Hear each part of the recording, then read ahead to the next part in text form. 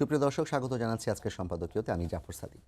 ৫ই আগস্টের পর থেকে বাংলাদেশ ভারত সম্পর্কে টানাপোড়েনের মধ্যে এবার সীমান্তে বেড়া নির্মাণ সহ নানা বিষয় নিয়ে প্রায় প্রতিদিনই উত্তেজনা ছড়াচ্ছে। সবশেষ এক সপ্তাহে অন্তত ৫টি স্থানে ভারতের বেড়া নির্মাণ চেষ্টায় বাধা হয়ে দাঁড়ায় বিজিবি। বিএসএফ বিজিবির মুখোমুখি অবস্থানের প্রেক্ষিতে গতকাল ভারতীয় হাইকমিশনার প্রণয় ভার্মাকে তলব করে পররাষ্ট্র মন্ত্রণালয়। এর ২৪ ঘন্টার মধ্যেই দিল্লিতে বাংলাদেশের ডেপুটি হাইকমিশনার মোহাম্মদ নুরুল ইসলামকে ডেকে পাঠিয়েছে ভারতের পররাষ্ট্র মন্ত্রণালয়। অন্যদিকে স্বরাষ্ট্র উপদেষ্টার সীমান্তে কঠোর অবস্থানের ইঙ্গিতের মধ্যেই ভারতের সেনাপ্রধান জেনারেল উপেন্দ্র দ্বিবেদী বলেছেন, প্রতিবেশীদের মাঝে শত্রুতা পরস্পরের স্বার্থের জন্য ভালো হবে না। সীমান্তের সাম্প্রতিক প্রাসঙ্গিক নানা ইস্যু নিয়ে আজকে সম্পাদকীয় সীমান্তের কথা। আর এ নিয়ে আলোচনার জন্য স্টুডিওতে আছেন শহীদুল ইসলাম বাবুল, সাধারণ সম্পাদক, জাতীয়তাবাদী কৃষক দল, এবং আরিফুল ইসলাম আদিব, যুগ্ম আহ্বায়ক, জাতীয় নাগরিক কমিটি। দর্শক, আপনারাও এই আলোচনায় অংশ নিতে পারেন। এই জন্য আপনাদের ফোন করতে হবে টেলিভিশনে দেখানো নম্বরে। এছাড়া ফেসবুকের মাধ্যমে আপনাদের মন্তব্য পাঠাতে পারেন। আলোচনা শুরুতেই জানিয়ে দেব এখনকার প্রধান শিরোনামগুলো। জুলাই গণহত্যায় শেখ হাসিনা সহ জড়িতদের কল রেকর্ড পাওয়ার দাবি প্রসিকিউশনের। ফরেনসিক পরীক্ষার নির্দেশ ট্রাইব্যুনালের। শহীদ আবু সাঈদের পরিবারের অভিযোগ দায়ের।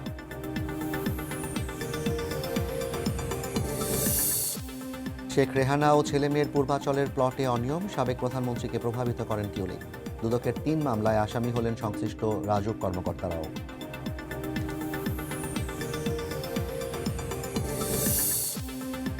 লন্ডনে চিকিৎসাধীন বেগম খালেদা জিয়ার শারীরিক অবস্থার আরও উন্নতি। হাঁটতে পারছেন কারো সাহায্য ছাড়াই। জনগণের পাশে থাকতে দলীয় নেতাকর্মীদের নির্দেশ।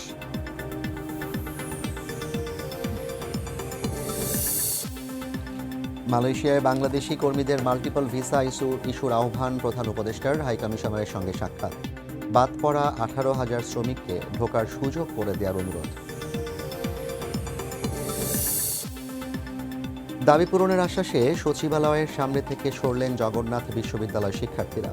চাকরি ফেরত চেয়ে আমরণ অনশনে অব্যাহতিপ্রাপ্ত এসআই ও ভেরিফিকেশনে বাদ পড়া কারারক্ষীরা।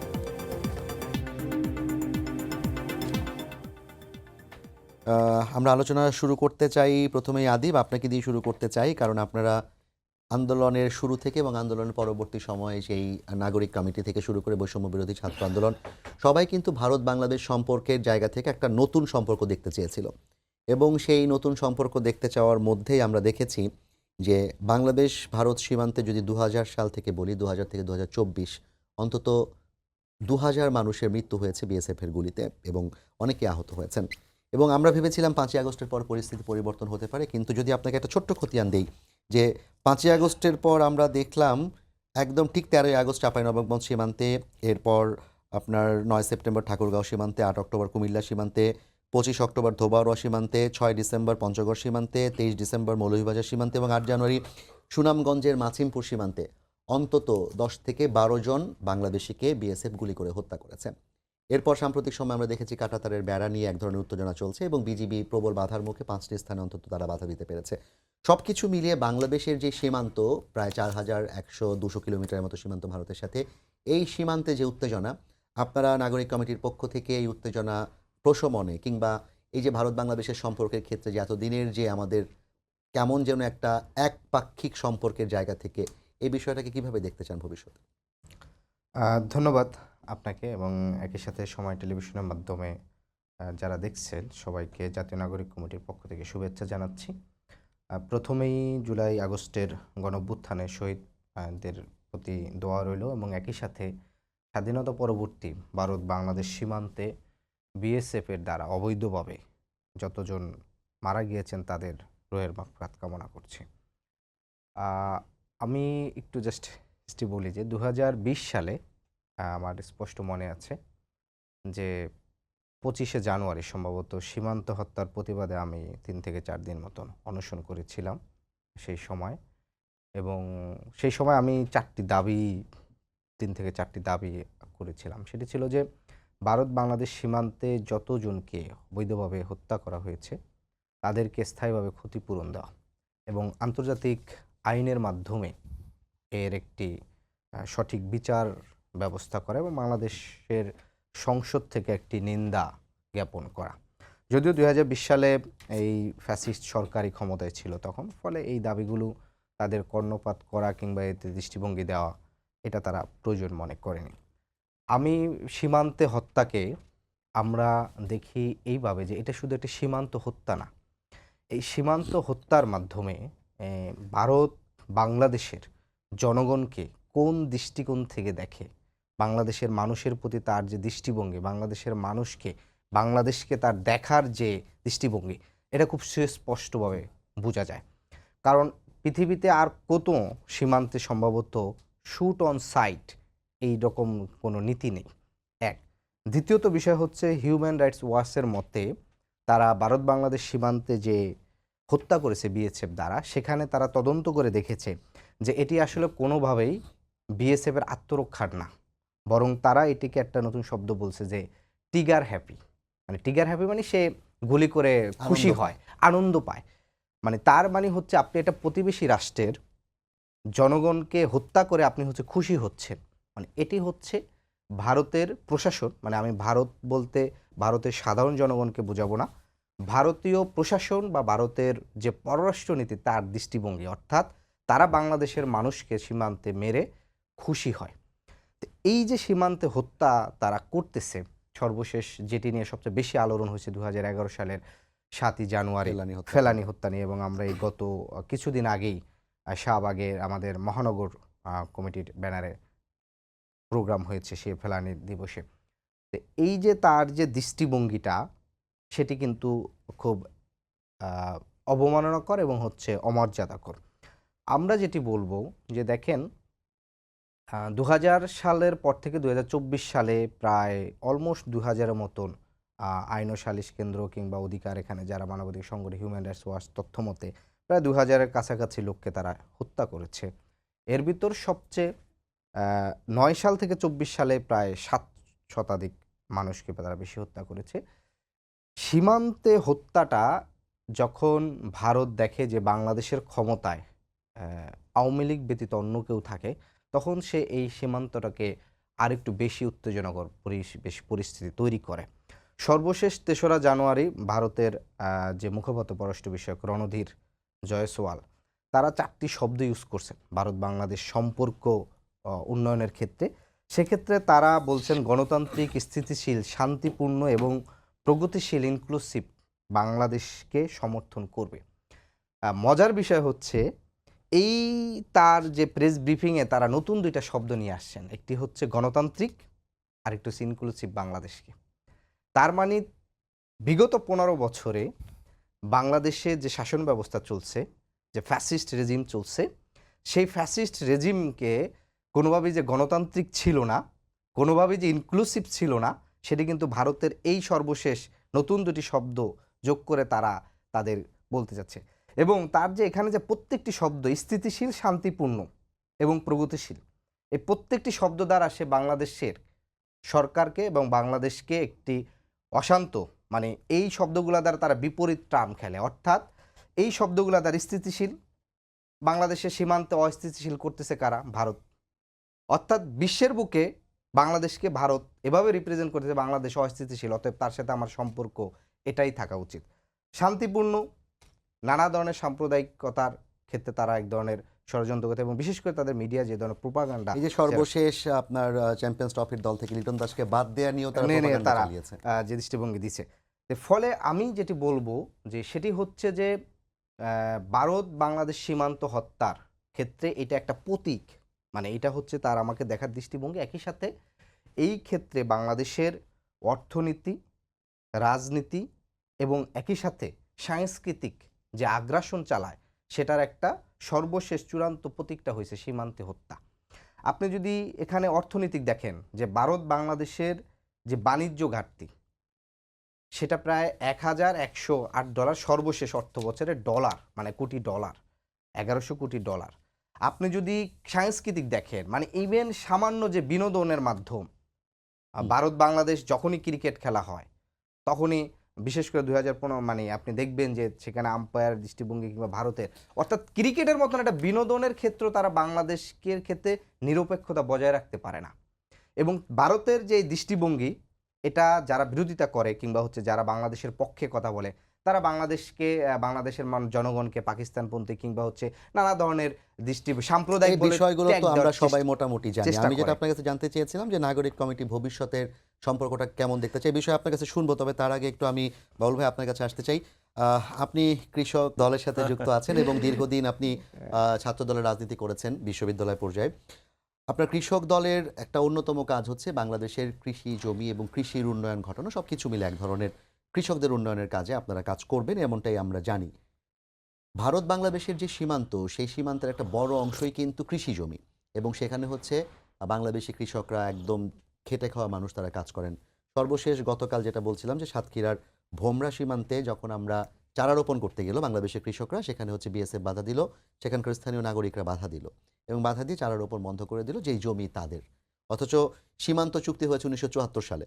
সেই 1974 সালে সীমান্ত চুক্তি করার পর থেকে এবং আমাদের প্রায় 5টা মোটামুটি চুক্তি আছে এবং একই সাথে ট্রিটি আছে আমাদের। সেগুলো মিলিয়ে এখন পর্যন্ত এসে আমাদের সীমান্তে তাদের জমি হিসেবে দাবি করা এবং কৃষিকাজ করতে বাধা দেয়া, বাংলাদেশ ভারতের এই সীমান্তের এই সমস্যাটাকে রাজনৈতিক দল হিসেবে বিএনপি কিভাবে মূল্যায়ন করে? না, থ্যাঙ্কস, আপনাকে ধন্যবাদ। আদিব খুব চমৎকার করে বলেছে। আসলে আমাদের হলো দুর্ভাগ্য, শোনেন, মানুষ তো ইচ্ছা করলেই সীমান্ত পরিবর্তন করা, এই দেশ মানে প্রতিবেশী পরিবর্তন করা যায় না। হ্যাঁ, আপনি বাসা বদল করতে পারেন, সব পারেন, কিন্তু আপনি দেশ কিভাবে বদল করবেন প্রতিবেশী হিসেবে? আমাদের দুর্ভাগ্য আর কি যে ভারতের মতো একটা দেশ, আপনি যেটা বললেন এটা তো সবসময়ই হয়েছে। আমাদের কৃষকদেরকে হত্যা করা হয়েছে, আমাদের ফেলানিকে ঝুলিয়ে রাখা হয়েছিল, হত্যা করে নির্মমভাবে সারা পৃথিবীব্যাপী আলোড়ন তৈরি হয়েছিল।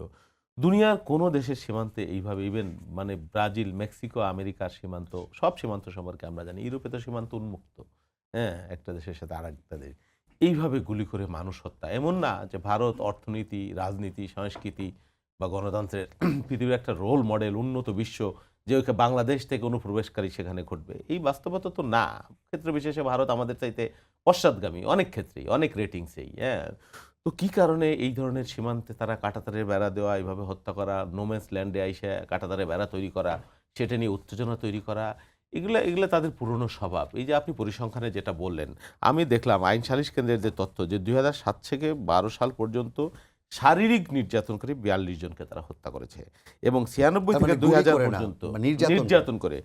বিএসএফ 1996 থেকে 2001 পর্যন্ত 300 বার হামলা হয়েছে এবং 124 জনকে হত্যা করা হয়েছে এবং গত 15 বছরে 600 জন। দুনিয়ার ইতিহাসে একটা নজিরবিহীন ঘটনা, নিষ্ঠুরতা, নির্মমতা, যে একটা দেশের সীমান্তরক্ষী বাহিনী এইভাবে মানুষকে হত্যা করে, গুলি করে নির্বিচারে। এবং ওই যে হ্যাপি ট্রিগার যেটা বলল, এটা বিভৎসতা ছাড়া আর কোনো কিছু আমরা বলবো না। কৃষকদেরকে হত্যা করা হয়েছে, তারপরে সাধারণ মানুষকে হত্যা করা হয়েছে। আপনি স্বর্ণা দাস নামে একজন দেখলেন, জি। কয়েকদিন ত্রিপুরায় তার মায়ের সাথে যাবার ছিল, মায়ের পাশ থেকে এইভাবে তাকে হত্যা করা, বাংলাদেশের ভূখণ্ডের মধ্যে। এটা পৈশাচিকতা। ভারত হয়েছে কি, আসলে তাদের মানসিকতার ব্যাপার। আপনি যত বড় রাষ্ট্রই হন, যত বড় ভূখণ্ডই আপনার থাকুক, হ্যাঁ, ওই যে শুধু বিঘে দুই ছিল মোর ভুই আর সবই গেল ঋণে, বাবু কহিলেন বুঝেছ উপেন ও জমি লইব কিনে। তো এখন মানে ওনাদের আরো জমি দরকার।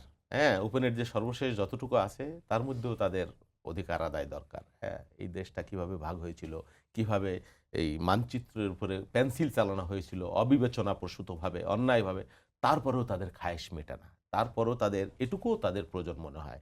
আর ওনাদের মনের একটা রাগ আছে, একটা জ্বালা আছে, ওনাদের যে পুরনো ভিত্ত, সেই ভিত্তর অবস্থা পরিণতি ওনারা দেখেছেন, সেটা ওনারা মেনে নিতে পারেন না। আপনি বলেন শুধু সীমান্ত কেন, বাংলাদেশের এই যে নির্বাচন, এখন ওনারা গণতন্ত্রের কথা বলে না, হা হা হা, কি ধরনের তোতা পাখির মতো বলি।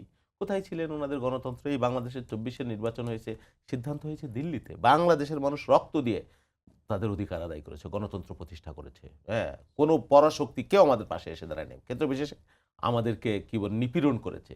সুজাতা সেন এখানে এসে 14 সালের নির্বাচনে যে নগ্ন ভূমিকা পালন করেছে, দুনিয়ার ইতিহাসে, গণতন্ত্রের ইতিহাসে একটা কলঙ্কজনক অধ্যায় হয়ে থাকবে।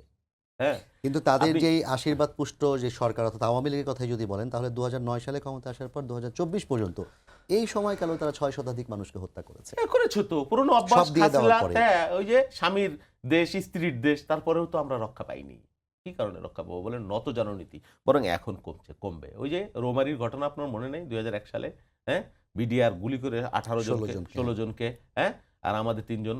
হ্যাঁ, তারপরেও তাদের শিক্ষা হয় না। হ্যাঁ, যে বাংলাদেশের এই যে বিডিআর এখন যে ভূমিকা, বিজিবি, যে ভূমিকা পালন করছে এতদিন তো সেটাও পালন করতে পারে নাই। হ্যাঁ, আমরা তো এই রক্ত দিয়ে দেশ স্বাধীন করেছি। আমরা গণতন্ত্রের যে যাত্রা আবার শুরু করলাম সেটা আমরা রক্ত দিয়ে করেছি, কারো করুণায় নয়। তাদেরকে মনে রাখতে হবে ভারত শুধু বাংলাদেশ কেন, আপনি বলেন, তারা অবশ্যই এই অঞ্চলের নেতৃত্ব দিতে পারে। তাদের ভূখণ্ড, তাদের জনগোষ্ঠী, তাদের জাতীয় অর্থনীতি পৃথিবীর একটা গুরুত্বপূর্ণ। হ্যাঁ, কিন্তু আপনি একটা দেশ দেখেন এশিয়া, দক্ষিণ এশিয়ার ভারতের সাথে ভালো সম্পর্ক। কাদের ভালো সম্পর্ক? পাকিস্তানের তো নাই চিরকালীন বৈরিতা। মালদ্বীপ বলেন, নেপাল বলেন, শ্রীলঙ্কা বলেন, ভুটান বলেন, সর্বশেষ বাংলাদেশে তাদের মানে গায়ের জোরে শাসন ছিল। তাদের একটা ভৃত্য এখানে তারা বসিয়ে রেখেছিল। হ্যাঁ? মানে পরাশক্তির গায়ের জোরে আধিপত্যবাদী শাসনের মানসিকতা থেকে তাকে আমরা উৎখাত করেছি। ভারতের মাথা খারাপ হয়ে গেছে। হ্যাঁ? ওই পুরনো ভৃত্যকে আমরা উৎখাত করেছি, এটা তারা মেনে নিতে পারে না। সেইজন্য তাদের আক্রমণ আরো বেড়েছে। সেইজন্য তাদের প্রতিহিংসা আরো বেড়েছে। আপনি দেখেন না, ওইখানে আমরা পত্রিকায় দেখি ভারতীয় মিডিয়ায় এমন নগ্ন মিথ্যাচার করা হয় প্রতিদিন, গায়েবী, কল্পনাপ্রসূত, ঘৃণা প্রচার করা হয়। হ্যাঁ, সাম্প্রদায়িক দাঙ্গা লাগাবার জন্যে নানান ধরনের গোয়েন্দা সংস্থা দিয়ে নানানভাবে এখানে চেষ্টা করা হয়েছে। কিন্তু বাংলাদেশের মানুষ বুঝতে পেরেছে তাদের খেলাটা, তাদের পাতানো ফাঁদটা। আমরা এখানে হিন্দু, মুসলমান, খ্রিস্টান সকলে শাশ্বত কাল থেকে একভাবে বসত করছি। ভারত রাষ্ট্র আর আমার সংস্কৃতি, আমার সাম্প্রদায়িক সম্প্রীতি এক না। আমরা এখানে সাম্প্রদায়িক একটা দৃঢ় বন্ধনের মধ্য দিয়ে ছোটবেলা থেকে বড় হয়েছে। এই পূজা, পার্বণ, ধর্ম, কর্ম, নামাজ, ঈদ সব আমরা এখানে তারা এই চেষ্টা করেও ব্যর্থ হয়েছে। আপনি দেখেন না কান্নাকাটি ওপার বাংলায়, হোটেল বন্ধ হয়ে গেছে, রেস্তোরাঁ বন্ধ হয়েছে, পেটে ভাত নাই, চলে না, তারপরে ভিসা দিবে না। চিকিৎসার জন্যে আমরা বছরে প্রায় 18,000 কোটি টাকা, বাংলাদেশে 1.5 বিলিয়নের বেশি আমরা ওরা পাইতো। এখন পাবে না। কয়দিন পরে দেখবেন পায়ে ধরে এসে ভিসা দিচ্ছে না, কিন্তু আমরা গত সরকারের সময় বিভিন্ন সুবিধাভোগী যারা ছিল তাদেরকে কিন্তু আমরা দেখতে পাচ্ছি কলকাতা সহ দিল্লিতে বিভিন্ন জায়গায় ঘুরে বেড়াচ্ছে, বিভিন্ন ভিডিও প্রকাশ পাচ্ছে।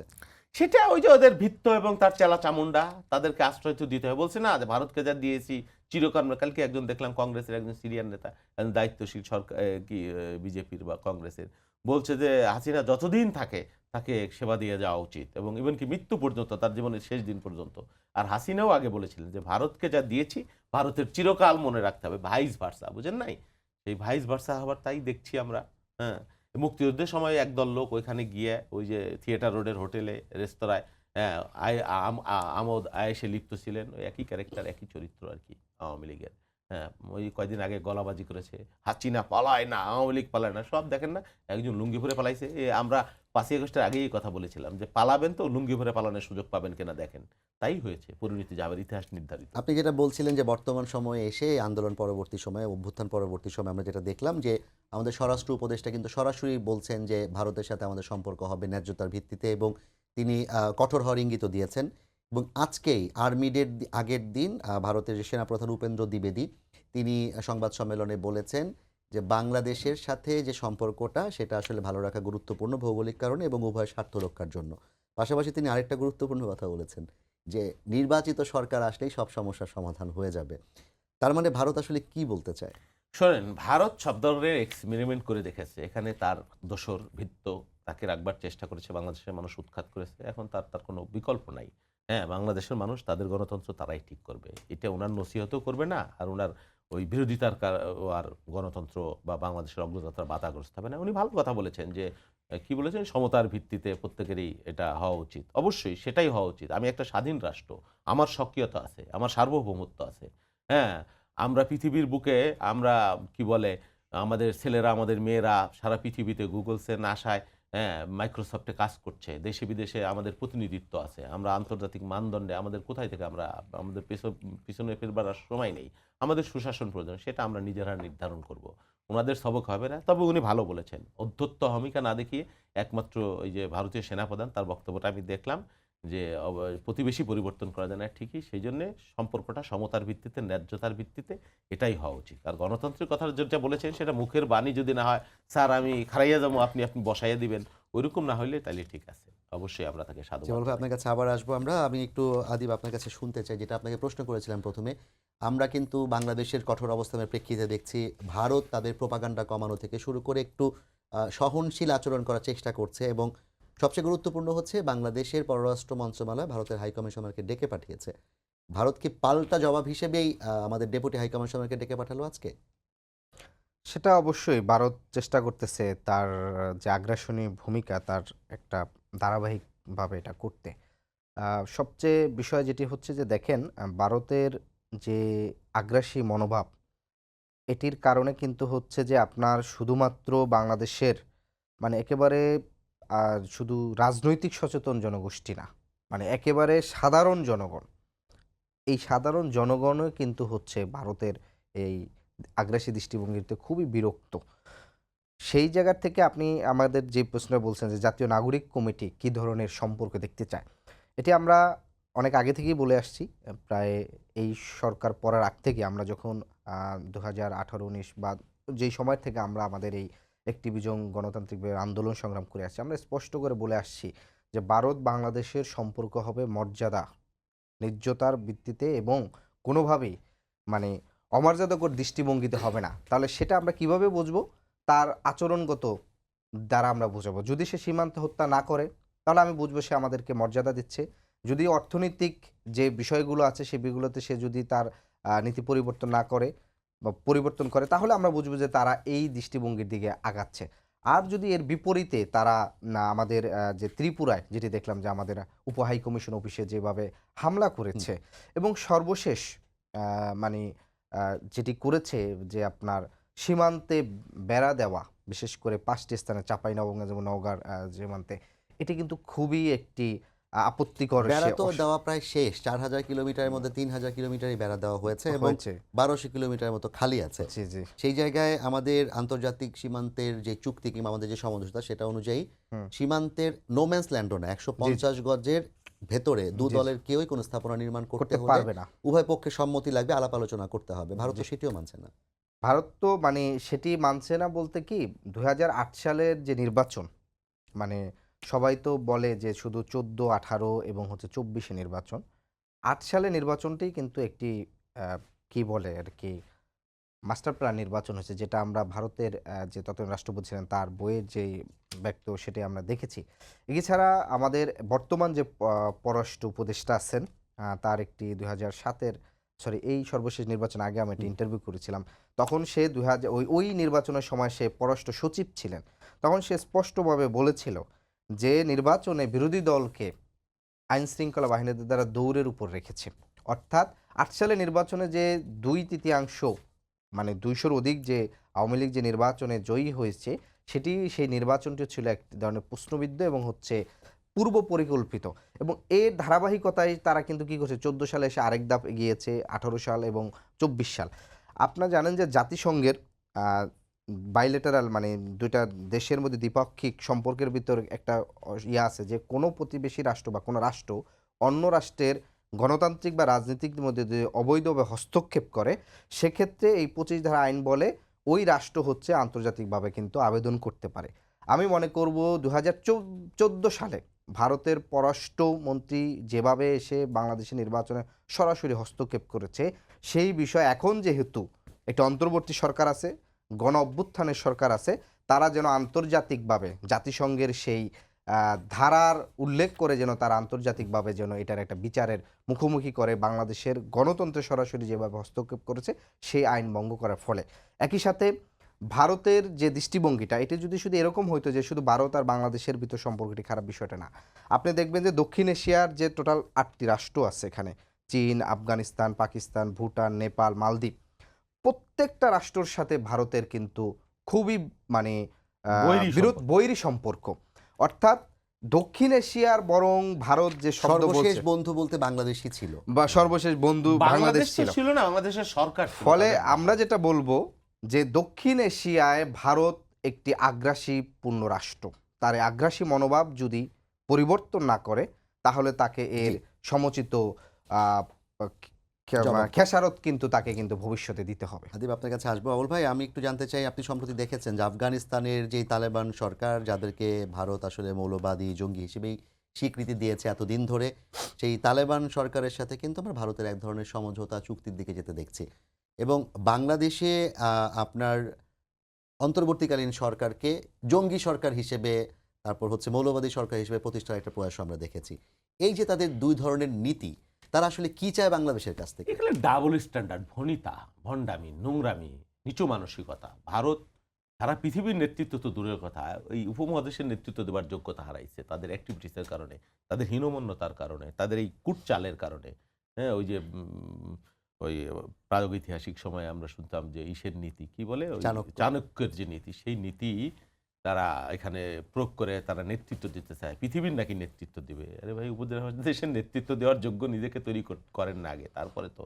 আর প্রতিবেশীদের সাথে এরকমের বৈরী, শুধু এটা না, এই যে গঙ্গার পানি দেখেন দীর্ঘকাল 54টি এক অভিন্ন সময় নদী আমাদের, জি। 54টি অভিন্ন নদী, তাদের সাথে হয়েছে কি আসলে গ্লোবালাইজেশনের যুগে ভারতকে বাদ দিয়েও আপনি চিন্তা করতে পারবেন না, আবার আমাকে বাদ দিয়েও ভারত চিন্তা করতে পারবেন না। হ্যাঁ, তো সেই ক্ষেত্রে যদি পরস্পরের সহযোগিতা বা সমতা বা ন্যায্যতার কোনো কিছু না হয়, সেটা দুর্ভাগ্যজনক। ভারতের এতে কোনো লাভ হবে তা না।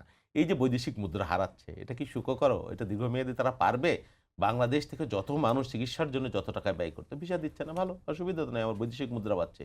কাপড় কিনতে যাইতো, যাচ্ছে না। পর্যটনে যাইতো হাজার হাজার মানুষ, হ্যাঁ, প্রতি বছর মুদ্রা পাইতো, তাদের হোটেল চলতো, ব্যবসা চলতো, কান্নাকাটি শুরু হয়ে গেছে, মাতম শুরু হয়ে গেছে। কিন্তু এই যে জিত, তারপরেও এই যে তলে পড়বো কিন্তু মাটির বল ছাড়বো না বলে একটা কথা আছে না, বা নিজের নাক কাইটে পরের যাত্রা ভঙ্গ করা, ওরা তো তাই করছে। হ্যাঁ, ওই যে চাণক্য নীতি, কোনো লাভ নাই। আমরা তাদের প্রতি আহ্বান জানাই যে আপনারা অবশ্যই বন্ধুত্ব সুলভ আচরণ, সমতা, এই যে দেখেন গঙ্গার পানির চুক্তি দীর্ঘদিনের সমস্যা, 35টি ফেনী নদী বলেন, হ্যাঁ, তিস্তা বলেন, দীর্ঘদিনের সমস্যা। সেখানে চাইনিজরা তিস্তা একটা প্রকল্প করে দিতে চাইলো, তাতে ওনাদের বাধা আপত্তি, এবং বিগত সরকার সেটা দিতে পারে নাই, কমিটমেন্ট করেও তাদেরকে ডেকে এনেও দিতে পারে নাই। তা আমরা বিশ্বাস করি যে বর্তমান সরকার, তারা যে দেশপ্রেমিক সরকার, তারা তাদের শিরদাঁড়া উঁচু করে আমাদের গঙ্গা চুক্তির জন্য, চায়না হোক, তাদের সেই প্রকল্প যদি হয়, তাহলে আমাদের একটা বিস্তীর্ণ এলাকা, এই যে বর্ষার সময় যে একটা পানির তলে ভেসে যায়। তবে আপনাকে বলে রাখি, একটা মাত্র মোরারজি দেশাইয়ের যে সরকার 77 জিয়াউর রহমানের সাথে একটা চুক্তি হয়েছিল গঙ্গার, তখন 35,000 কিউসেক পানি শুধুমাত্র বাংলাদেশে পেয়েছিল, আর একবারও আমরা আসতে পাইনি। বিএনপি দল হিসেবে ভবিষ্যতে নেতৃত্বে আসার মতো সুযোগ আছে এবং তারা বাংলাদেশের ক্ষমতায় আসার একটা সুযোগ বিএনপির কাছে আছে। বিএনপি যদি দল হিসেবে ক্ষমতায় আসে, তাহলে ভারতের সাথে বিএনপির সম্পর্কটা কেমন হওয়া উচিত কিংবা কেমন হওয়া হবে বলে আপনার মনে হয়? সম্পর্কটা আসলে বৈরিতার বা যুদ্ধাঙ্গী, এটা কেউ প্রয়োজন নাই, এটা বিপ্লবী কথাবার্তা বলারও প্রয়োজন নাই। সম্পর্কটা মর্যাদার, সম্মানের। তারা একটা স্বাধীন দেশ, তাদের প্রতি আমাদের মর্যাদা থাকতে হবে। এই যে ত্রিপুরায় যে ঘটনা ঘটেছে, এটা তো মানে একেবারে ন্যাক্কারজনক। একটা স্বাধীন দেশের উপরে হামলা, আমরা এটা মনে করছি, এটা এবং উস্কানিমূলক। ভারত রাষ্ট্র তাদেরকে গণতন্ত্রের প্রতি শ্রদ্ধাশীল হতে হবে, পরর দেশের সার্বভৌমত্ব, স্বাধীনতার প্রতি শ্রদ্ধাশীল হতে হবে। না হলে এ মানে তাদের জন্য সেটা ভালো না, এটা আমাদের জন্য ভালো না। আমরা সংঘাতমূলক পরিস্থিতি চাই না, আমরা মর্যাদা চাই, ন্যায্যতা চাই, সমতা চাই। আমার উপরে যদি কেউ রক্তচক্ষু দেখায়, আমি আমি চুপ করে বসে থাকবো না। আমার 5 কোটি 6 কোটি তরুণ, হ্যাঁ, আমরা যেভাবে এই মারণাস্ত্রের বিরুদ্ধে আমরা লড়াই করতে শিখেছি, আমাদের দেশ রক্ষার জন্য আমরা সেটাও প্রয়োজনে করব। এই জন্যে আমাদেরকে কোনো ভয় দেখায়, রক্তচক্ষু দেখায় কোনো লাভ হবে সেটা আমরা মনে করছি না। আদিব, আপনার কাছে একটু জানতে চাই, বাংলাদেশ ভারতের এখনকার যে সম্পর্ক, এতদিন তো ছিল এক ধরনের একপাক্ষিক সম্পর্ক, এখন হচ্ছে আমাদের এক ধরনের উত্তেজনার সম্পর্ক। দীর্ঘমেয়াদে বাংলাদেশের সাথে সর্ববৃহৎ সীমান্ত হচ্ছে ভারতের, এবং মিয়ানমারের সাথে 271 কিলোমিটারের মতো একটা সীমান্ত আছে। সেখানেও কিন্তু আসলে খুব ভালো অবস্থায় বাংলাদেশ নেই। অর্থাৎ বাংলাদেশ বলা যায় যে চারপাশ থেকেই, একপাশে বঙ্গোপসাগর, তিন পাশ থেকেই কিন্তু একটা বৈরী প্রতিবেশীদের মধ্যে বসবাস করছে। এই অবস্থা চলতে থাকলে বাংলাদেশ কিভাবে ভবিষ্যতের দিনগুলোতে উন্নতির যাত্রায় যেতে পারে?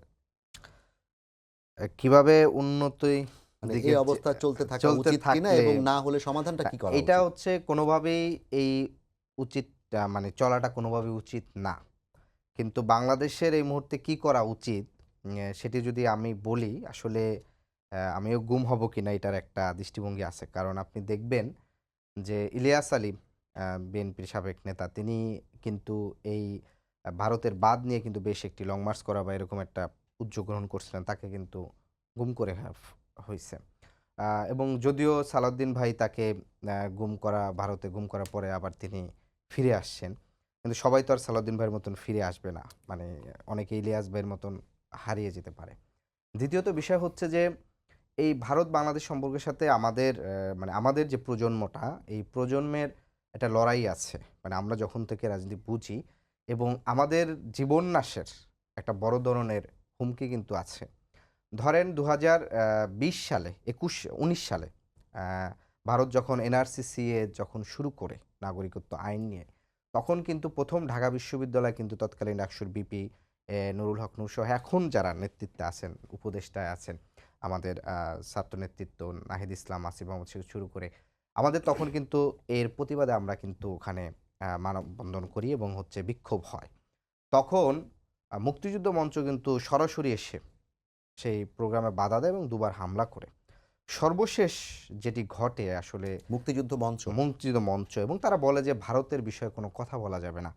মানে নুরুল হক নূর সহ ওখানে যারা নেতৃত্ব ছিলেন আমাদের তৎকালীন থেকে, এবং তার ঠিক ৩ দিন পরেই ২২শে ডিসেম্বর ডাকসু ওর যে নুরুল হক নূরের যে রুম ছিল, সেই রুমে কিন্তু ছাত্রলীগ এবং হচ্ছে মুক্তিযুদ্ধ মঞ্চের ছাত্রলীগের সাদ্দাম হোসেন এবং ঢাকা বিশ্ববিদ্যালয়ের সভাপতি সঞ্জিত চন্দ্র দাস এবং মুক্তিযুদ্ধ মঞ্চের জাল মামুন থেকে শুরু করে সরাসরি হামলা করে, এবং হামলাটা ছিল একেবারেই মানে হত্যার উদ্দেশ্যে বলবো। কারণ ওই হামলার পরে আমাদের ৩ জন আইসিইউতে যায়। আমার নিজের প্রায় কিডনি ডায়ালাইসিস করতে হয়েছিল ৩ থেকে ৪ বার। ফলে এটি কেন করছে? কারণ হচ্ছে ১৬ই ডিসেম্বর থেকে ১৯শে ডিসেম্বর পর্যন্ত ওই সময় আমরা যে পদক্ষেপগুলো নিয়েছিলাম এবং ওই সময়ের ডাকসুর পক্ষ থেকে যে একটি বিবৃতি দেওয়া হয়েছিল ভারতের এই এনআরসিসি এর ইস্যুতে, সেটির কিন্তু একটি জবাব দেওয়া। অর্থাৎ ওই সময়ের যে বিশ্ববিদ্যালয় নেতৃত্ব যারা অ্যাক্টিভিজম করে, তারা ভারতের এই আগ্রাসনের যে যারা জেগে উঠছিল তাদেরকে একটি সমুচিত শিক্ষা দেওয়ার কিন্তু সেই ডাকসু হামলাটা ছিল। ফলে ওই সময় কিন্তু আওয়ামী লীগ ক্ষমতায় ছিল, ওই সময় তারা হচ্ছে হামলা করছে, এবং আমরা মনে করি ওই সময় যে হামলাটি হয়েছে, ফলে যেহেতু আমার সরাসরি একটা জীবন নাশের ক্ষেত্রে আছে, সেক্ষেত্রে এখন যদি আমি সরাসরি বলি যে কী করতে হবে, এটা মনে করি এখন পর্যন্ত সেই সংখ্যাটা কাটেনি। কারণটা হচ্ছে আপনি দেখেন খুব ইন্টারেস্টিং বিষয় যে ডেইলি বাংলাদেশ তারা যেদিন হচ্ছে চট্টগ্রামের সমন্বয়ক রাফির বিষয় একটি ভুয়া ফটোকার্ড ছাড়ছে এবং ছাড়ার পরে সে আবার ভুল স্বীকার করছে। একটি টাইমে হচ্ছে কিন্তু ভারত বাংলাদেশ চাঁপাইনবাবগঞ্জ সীমান্তে কিন্তু হচ্ছে উত্তেজনা, মানে বেড়া দেওয়ার উত্তেজনা। তাহলে সমন্বয়কের বিরুদ্ধে চাঁদাবাজের যে অভিযোগটা সে এমন সময় ডেইলি বাংলাদেশ ছাড়ছে নেটিজেনদের মধ্যে, যেই সময়টা আসলে ভারত বাংলাদেশ সীমান্তে বাংলাদেশে ভারত একটা আগ্রাসনী ভূমিকায় গেছে। ফলে ডেইলি বাংলাদেশ কারা চালায় এই সম্পাদক থেকে শুরু করে এখন পর্যন্ত অভ্যুত্থানের ৫ মাস হয়ে যাওয়ার পরেও ডেইলি বাংলাদেশের এই ভূমিকা মানে সার্বভৌমত্বের প্রতি এক ধরনের ষড়যন্ত্র মনে করি। ফলে ওই যে আমি আপনাকে বললাম যে আমরা যদি বলি যে কি করতে হবে, সেটি আসলে আমাদের জীবন হুমকির মুখে বলার মতন। ২০২১ সালে আমরা রাজুতে আপনার প্রোগ্রামে স্পষ্ট করে বলেছি যে বাংলাদেশের যে স্বাধীনতা সার্বভৌমত্বের দীর্ঘমেয়াদী রক্ষার জন্য বাংলাদেশের জন্য প্রয়োজন গণপ্রতিরক্ষা আপনি যে আইন এবং জীবন নীতি নাশ হচ্ছে। কিংবা হুমকির কথা বলছেন, কাদের দিক থেকে এটা আশঙ্কা করছেন? এটা আমি অবশ্যই স্পষ্ট প্রতিবেশী রাষ্ট্রের পক্ষ থেকে আমি মনে করি। কারণ হচ্ছে ২২ সালে যে আমাদের প্রতি যে হামলা তারা কি এখনো ওই রকম অবস্থায় আছে? অবশ্যই আছে। কারণ গত ১৫ বছরে আইন শৃঙ্খলা বাহিনীর মানে এটা তো সর্বশেষ উদাহরণ তো ডেইলি বাংলাদেশের যে প্রোপাগান্ডা, মানে সীমান্তে উত্তেজনা চলছে, আপনি সীমান্ত নিয়ে কোনো নিউজ করতেছেন না, কিন্তু আপনি হচ্ছে সমন্বয় চাঁদাবাজ করছে কি করছে না একটি কল্পনাপ্রসূত একটা নিউজ হচ্ছে আপনি মার্কেটে ছাড়লেন। কেন ছাড়ছেন? কারণ সমন্বয়কদের প্রতি এখন হচ্ছে সবার দৃষ্টিভঙ্গি, অর্থাৎ সাধারণ মানুষের দৃষ্টিভঙ্গি একদিকে ঘুরিয়ে দেওয়া। এটি আপনি গণমাধ্যমে কাজ করেন, আপনি আরও জানেন যে বিপরীতে আরেকটি কাজ চলমান। ফলে এই যে ধরেন গত ১৫ বছর ধরে যেভাবে প্রশাসনকে তারা সাজিয়েছে এবং পুলিশ থেকে শুরু করে আইনশৃঙ্খলা এবং অন্যান্য জায়গার থেকে, সেই জায়গার থেকে আমরা তো মনে করি যে এই জীবননাশের সংখ্যাটা হচ্ছে মানে আরো ১০ বছর পর্যন্ত স্পষ্ট। আদিব, আপনারা তো আন্দোলন শুরু করেছেন ৪-৫ বছর অথবা ৮ বছর ধরে, জি, জি। কিন্তু বাবুল ভাইরা রাজনীতি করছেন দীর্ঘ ২০ বছরের বেশি সময় ধরে। জি। এই যে রাজনীতি করতে গিয়ে ভারত বাংলাদেশের যে সম্পর্ক, এটাতে তো অবশ্যই আপনাদেরও বিভিন্ন সময় বিভিন্ন প্রতিকূলতা মোকাবেলা করতে হয়েছে। সামনের দিনগুলো যে প্রশ্নটি আমি করলাম আদিবকে, যে সামনের দিনগুলোতে বাংলাদেশ ভারতের যে সম্পর্ক, সেটা আমরা বারবার বলছি ন্যায্যতার ভিত্তিতে হতে হবে, সাম্যতার ভিত্তিতে হতে হবে। তো ভারতের যে আচরণ, সেই আচরণ কি ন্যায্যতা সাম্যতার ইঙ্গিত দেয় কিনা? যদি না দিয়ে থাকে তাহলে আমাদের করণীয় কি? আমি খেয়াল করলাম হাসিনার পতনের পরে যে বাস্তবতা তৈরি হয়েছিল, তারা যে তৎপরতা দেখিয়েছিল, আমার মনে হয় সেখান থেকে তারা কিছুটা হলেও তারা মানে জ্ঞানে ফিরেছেন। কিছুটা হলেও তাদের তৎপরতা এখানে ওখানে পররাষ্ট্র সচিব আসলেন কিছুদিন আগে, আজকে ভারতের যে সেনাপ্রধান যিনি, তার যে বক্তব্য, তাতে মনে হয়েছে যে তারা তাদের বাস্তবতা অনুধাবন করতে পারছে। তখন হয়তো এক ধরনের মানে ইসের মধ্যে ছিল, কি বলে, হ্যালুসিনেশনের মধ্যে। হলোটা কি, হাসিনা তাদের প্রতিনিধি, এখানকার লেন্দুকদর্জি, কিভাবে কি হলো, সেই ক্ষোভ থেকে বা সেই বেদনা থেকে তারা যে ভূমিকা পালন করছে, এখন হয়তো তারা কিছুটা রিয়েলিটির মধ্যে আসছে বা আসবে। তাদের অর্থনীতির টানাপোড়েন, এখানে তো তারা কি বলে তাদের বৈদেশিক আয়ের একটা ভালোই খন্ড তারা তৈরি করছিল বাংলাদেশে। হ্যাঁ, বিশেষ করে পশ্চিমবঙ্গে তো একটা হ্যাঁ, বড় অংশই হ্যাঁ, আসলে। বরং শুধু তাই না, এখানে কর্ম, ভারতে বৈধ অবৈধ কত মানুষ এখান থেকে টাকা নিয়ে আমাদের বৈধ রেমিটেন্স, তারা ওখানে কত 8 নম্বর না 9 নম্বরের তালিকায় ছিল। বাংলাদেশের মতো একটা দেশ থেকে তারা রেমিটেন্স নেওয়ার তালিকা। আর বাণিজ্য বৈষম্য ঘাটতি সেটা তো আছেই বিপুল অঙ্কের, বিপুল অঙ্কের। তো এই যে বাণিজ্য যে বৈষম্যটা আছে, হ্যাঁ, সেই বৈষম্য কিভাবে দূর করা যায় সেই বিষয়ে ভারতকে উদ্যোগ নিতে হবে। ভারত যদি মনে করে যে বিচ্ছিন্ন থেকে বাংলাদেশ থেকে তারা থাকবে, তাহলে তারাও তাদের জন্য সেটা শুভকর নয়। নিশ্চয়ই সেটা তারা রিয়েলাইজ করবে, অনুধাবন করবে। আর আমাদের এই সার্বভৌমত্বের জন্য আমাদের যেটা করণীয়, বিগত কয়েকদিন আগে দেখছেন, আরও বলি, দেখেন ভারত, আপনি যদি সাম্প্রদায়িক সম্প্রীতির কথা বলেন, আমরা তো তাদের সরকারই তো হয়েছে একটা হিন্দুত্ববাদী সরকার। তাদের আচরণ, যেই দলের যিনি গুজরাটে একটা ভয়াবহ দাঙ্গা বাঁধিয়ে, হ্যাঁ, সেখানে তিনি এখন, যাকে গুজরাটের কসাই বলা হতো, দুর্ভাগ্যজনক, তিনি এখন ভারত রাষ্ট্র এবং মার্কিন যুক্তরাষ্ট্রে তাকে নিষিদ্ধ করা হয়েছিল। এবং আপনি জানেন যে মাঝে মাঝে আমরা খবর দেখি কি এক টুকরো গরু পাওয়া গেছে, পিঠে 6 জনকে হত্যা করা হয়েছে। কি বর্বরতা, কি নিষ্ঠুরতা! বাংলাদেশে আপনি এটা চিন্তা করতে পারেন। আপনি দেখেন চট্টগ্রামে অ্যাডভোকেট, যে ওকে হত্যা করা হলো, হ্যাঁ, যে যাদের সাইফুল। সাইফুলকে হত্যা করা হলো নির্মমভাবে আদালত চত্বরে, হ্যাঁ, সেখানে লক্ষাধিক মানুষ জানাজায় শরিক হয়েছে। কেউ কোথাও একটা ঢিল ছুঁড়েছে? পার্থক্য আছে না? নিশ্চয়ই তো আছে। বাংলাদেশের মানুষ, এই ঘটনা যদি ভারতের কোথাও কোথাও ঘটতো, লঙ্কাকাণ্ড হয়ে যেত সেখানকার মানে সংখ্যালঘু কিন্তু এই জনগোষ্ঠীর উপরে। বাংলাদেশেরই তো একদল মানুষ এখন পর্যন্ত ভারতের অন্যায্যতার বিরুদ্ধে কিংবা ভারতের যে আগ্রাসনের বিরুদ্ধে কথা বললে তারা সামাজিক যোগাযোগ মাধ্যম সহ সরাসরি বিভিন্ন ধরনের উত্তেজনামূলক এবং আগ্রাসীমূলক কথাবার্তা বলে মনে যাচ্ছে। কষ্ট, অনেক বেদনা, অনেক কষ্ট। হ্যাঁ, মানে কিসের স্বাধীনতার কথা বলবো, সার্বভৌমত্বের কথা বলবো, দেশের কথা বলবো। প্রশংসাই তো করতে কৃতজ্ঞতাই তো জানাই সারতে পারি না। হ্যাঁ, এই কি বলে, মানে হাতে ধরে পায়ে ধরে বারবার ক্ষমতায় বসাইছে। ওই যে কৃতজ্ঞতা, যা আছে তাই পেয়েছে, ট্রানজিট, ট্রান্সশিপমেন্ট যাই বলেন, একেবারে নগ্ন দামে, যেটা তাদের উত্তর পশ্চিম সীমান্ত, আমার যেটা রাইট সেটা আমি পাইনি। বারবার আমাকে বঞ্চিত করা হয়েছে। আশা করি আগামী দিনে দেশের মানুষ যদি ঐক্যবদ্ধ থাকে, আমরা দেশ ছোট হতে পারি। কিন্তু আমাদের জাতীয় ঐক্য দেখেন না, এই যে কয়েকদিন আগে প্রধান উপদেষ্টা সব দলমত এক। জি। হ্যাঁ, আমি বিশ্বাস করি এবং আমি এটাও বিশ্বাস করি, বাংলাদেশের কেউ কেউ বলেছেন এর আগে যে বাংলাদেশের স্কুল কলেজের যে শিক্ষার্থী 1 কোটি তরুণ, আমাদের নিজেদের নিরাপত্তা শর্তে কমপক্ষে 1 কোটি তরুণকে একটা মৌলিক একটা স্কুলের অংশ হিসেবে তাদের একটা সামরিক প্রশিক্ষণও কিন্তু প্রয়োজন আছে। জি, হ্যাঁ। বাবুল ভাই, সেটা নিয়ে অবশ্যই সরকার কিংবা অন্যরা সিদ্ধান্ত নেওয়ার একটা জায়গায় থাকবে। আমি একটু আদিবের কাছে জানতে চাই, যে প্রশ্নটি আমি বাবুল ভাইকে করলাম, বাংলাদেশের একটা বড় অংশের মানুষ মুক্তিযুদ্ধে ভারতের সহায়তাকে কেন্দ্র করে ভারতকে সবসময় নিঃস্বার্থভাবে বন্ধুত্ব প্রদান করে যাবে, এরকম একটি জায়গায় এখনও আছে। এবং ভারতের ব্যাপারে যে কোনো কথা বলার ক্ষেত্রে, সীমান্তে আমাদের ন্যায্যতার ক্ষেত্রে কিংবা যে কোনো ইস্যুতেই ভারতকে একটা আপার হ্যান্ডে রাখতে চায়। এই মানুষগুলোকে নিয়ে ভবিষ্যতের বাংলাদেশ গড়ার ক্ষেত্রে কী ধরনের চ্যালেঞ্জ আছে এবং এদেরকে আসলে কিভাবে ঐক্যের মধ্যে আনা সম্ভব? তাদেরকে আমরা আহ্বান জানাই যে তারা ভারতের বাংলাদেশের স্বার্থটাকে, জাতীয় স্বার্থ, সার্বভৌমত্ব, গণতন্ত্রকে ভারতীয় চশমা দিয়ে না দেখে বাংলাদেশীয় চশমা দিয়ে বাংলাদেশপন্থী চশমা দিয়ে দেখার আহ্বান জানাবো। তবে এর সাথে আমি জানি না আপনার সময় আর আমার 3 মিনিট সময় 3 মিনিট আছে। আছে, আমি জাস্ট আমি আবার বাবুল ভাইয়ের কাছে একটু আসবো। যে সেনা প্রধানের যে বক্তব্য, নির্বাচিত সরকার, এই বক্তব্যের মধ্যে তার এক ধরনের বাংলাদেশের যে বর্তমান যে অন্তর্বর্তী সরকার আছে সে সরকারের প্রতি তার মানে সরকারকে সে কোনভাবে দেখে, এই গণঅভ্যুত্থানকে কিভাবে দেখতেছে, তার কিন্তু একটা দৃষ্টিভঙ্গি আমরা দেখতে পাই। আমরা মনে করি, আমরা শুধু মনে না, রাষ্ট্রবিজ্ঞানের ভাষায় যে কোনো রাষ্ট্রের গণঅভ্যুত্থান হচ্ছে ওই দেশের সবচেয়ে বড় ম্যান্ডেট। অর্থাৎ জনগণের যে ম্যান্ডেট দেয় ভোটের মাধ্যমে, সেখানে সে যখন সর্বোচ্চভাবে প্রতিরোধ গড়ে তোলে ফ্যাসিস্টের বিরুদ্ধে, সেটা হচ্ছে সর্বোচ্চ ম্যান্ডেট। অর্থাৎ এই অন্তর্বর্তী সরকারের সাথে সে সম্পর্কটা উন্নয়ন করতে পারতেছে না বা চাচ্ছে না। তাহলে সে কি নির্বাচন? কারণ হচ্ছে ভারত মনে করে ওই যে তার যে পুরনো যে দৃষ্টিভঙ্গি, নির্বাচন হওয়া মানে সেখানে ম্যানিপুলেট করা, এখানকার রাজনৈতিক দলগুলোর প্রতি সে এক ধরনের লোভনীয় এক ধরনের দৃষ্টিভঙ্গি দেওয়া, একটা আধিপত্য বিস্তার করা আধিপত্য আবার। বিচার করা। ফলে ভারতকে আগে এই অভ্যুত্থান এবং হচ্ছে জনগণের যে গণঅভ্যুত্থান হয়েছে সেটার প্রতি শ্রদ্ধা জানাতে হবে।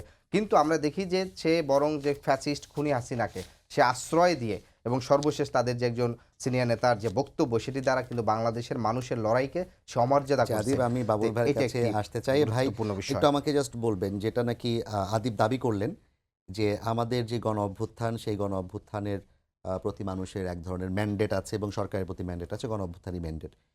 এটা একদমই ভারত বাংলাদেশ সীমান্তের প্রসঙ্গের বাইরে গিয়ে আপনাকে একটু প্রশ্ন করতে চাই। যদি সরকার সেই ম্যান্ডেট নিয়ে এসে থাকে, তাহলে সরকারের সংস্কার করার ক্ষেত্রে কিংবা সরকারের যে কোনো কার্যক্রম, কোনো একটা পরিবর্তন করার ক্ষেত্রে সবকিছুর ক্ষেত্রেই সরকার কি আসলে সেই ম্যান্ডেটের প্রতি সম্মানটা রাখতে পারছে কিনা, কিংবা সেই ম্যান্ডেটের প্রতি আস্থা যেটা ছিল মানুষের, সেই আস্থার জায়গায় সরকার এখনো আছে কিনা? না না আছে, ব্যত্যয় হয়েছে সরকারের সবকিছু। যে এই যে পররাষ্ট্রনীতির ক্ষেত্রে অনেক সফলতা আছে, আবার অনেক ব্যর্থতাও আছে। যে এক্সপেকটেশন থেকে, শোনেন, আপনি কোনো মানুষের আর্থসামাজিক পরিবর্তন ভাগ্যবদল ছাড়া কোনো বিপ্লব কোনো ফলপ্রসূ হবে না। যেটা মানুষের দ্রব্যমূল্যের দাম কোনো জায়গায় কোনো সহনীয় ওই অবস্থায় কিন্তু এখন আমরা আসতে পারিনি। কাঙ্ক্ষিত কি অর্থনীতির যে সংস্কার প্রোগ্রামে সেই জায়গাও আসতে পারিনি। আইন শৃঙ্খলার একটা মারাত্মক ব্যত্যয় আছে, ভয়ানক বাস্তবতা আছে।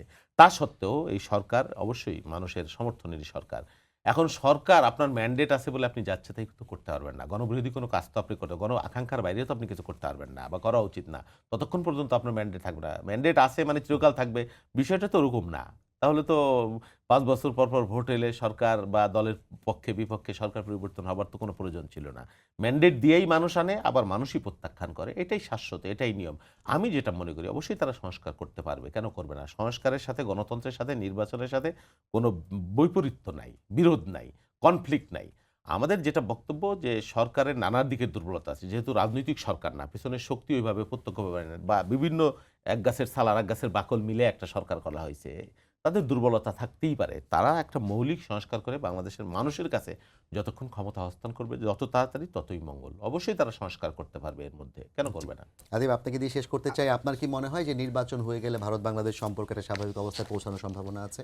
নির্বাচন হয়ে গেলেই স্বাভাবিক হবে না, বরং ভারত যদি দেখে সে যেভাবে যাকে ক্ষমতায় চাচ্ছে, যা আসলে সুবিধা হয়, সেভাবে যদি সে নির্বাচন হয়, তাহলে তারা এই সম্পর্কটা স্বাভাবিক কোনোভাবেই হবে না। মানে তাদের যে দৃষ্টিভঙ্গি, মানে তার আচরণের মাধ্যমে আসলে বোঝা যাবে। কিন্তু এটা একটি সে আছে মানে অন্তর্বর্তী সরকারকে এক ধরনের ডিপ্লোম্যাটিক প্রেশার চাপে দেওয়ার রাখা। জন্য এটা বলছে। আপনি জাস্ট এক সেকেন্ড এটা বলতে চাই যে মুক্তিযুদ্ধের ক্ষেত্রে আপার হ্যান্ডে রাখা, এখানে আমি জাস্ট আমাদের সিনিয়র সাবেক সম্পাদক নুরুল কবির একটা বক্তব্য জাস্ট আমি একটা কোট করব। তিনি সর্বশেষ ৫-৬ মাস আগে জি, একটি শেষ করবেন বলছে, আপনি সে একবার। বলছিলেন যে ভারত বাংলাদেশের মুক্তিযুদ্ধে যে সহযোগিতা করেছে, সেটি বাংলাদেশের জনগণকে সহযোগিতার দৃষ্টিকোণ থেকে করে নাই, বরং সে সহযোগিতা করেছে যে পাকিস্তান রাষ্ট্র জি, যদি ভাঙে তাহলে তার ভারতের আমরা সেটা সুবিধা করেছি, বেশি হয়, আমরা সবাই সেই সেটাই জায়গা জানি। থেকে আমাদের কিন্তু সে প্রত্যাশা করেছে। থাকবে যে ভারত বাংলাদেশের ব্যাপারে যে দৃষ্টিভঙ্গি পোষণ করে, কিংবা সীমান্তে ভারত বাংলাদেশকে যেভাবে এখন পর্যন্ত দেখে যাচ্ছে, ভবিষ্যতে অবশ্যই সেই